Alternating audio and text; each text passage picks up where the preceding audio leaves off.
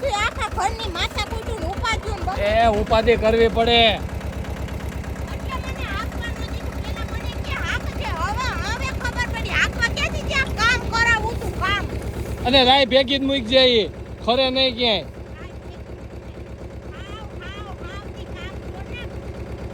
હાલ ને હવે મોડું થાય છે. બગ નથી કરવું ત્યાં ન કરું. તારે આખું છે હાલે આખો. એ નીકળો મારે નથી હાંકવું. આમાંથી પૂરા લેવા હે વાતુના વડા વારવા હે.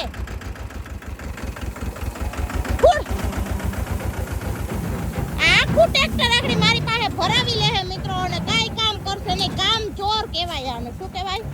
કામ ચોર. અને આપણે આખા ખેતરમાં લીલુડા ઘઉં ઉભા હતા ને ઈ હોનેરી ઘઉં કરી નાખ્યા હે અને ઘઉંમાં હાર્વેસ્ટર હાકી નાખ્યું હે અને આ જો પોક પાડવાના ઘઉં હજી ઊભા રહી ગયા હે મિત્રો. તો તમને આ ખેતર કેવું લાગે છે મને જરા કોમેન્ટ કરીને જણાવજો મિત્રો. અને મારે જ કામ કરવાનું છે. નથી તો એ હજી વાટવાની બાકી છે. કામ કરવા ઉતરા લાગે. કામ કરવા ઉતરા લાગે. કામ ઠા થઈ ગયા તમે તો લે. હે તમે તો કામ ઠા થઈ ગયા કે બીજું કઈ? હજી જો ને વેરું તીરખું. આ હજી આપો. ઈ નહીં. આ ઓય અહીંયા આવો તો. આને શું કહેવાય? યસ એન માથે ભાર દ્યો. આ ખેતરમાં નકરી રાય જ કરશો તમે. હવે હજી આગળ તો મલક પડી હે લાવ. હજી તો આગળ મલક પડી હે. કોણ કામ કરશે આ બધું? ખેતર લઈ નીકળી પડ્યા હે.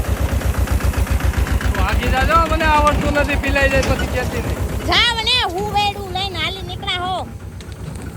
હાલા રાઈ નાખી દે. હું નાખું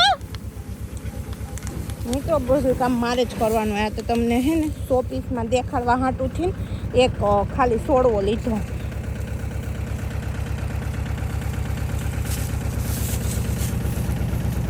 આયો બળતરા મારે જ આખી જિંદગી કરવાની આખા ઘરની.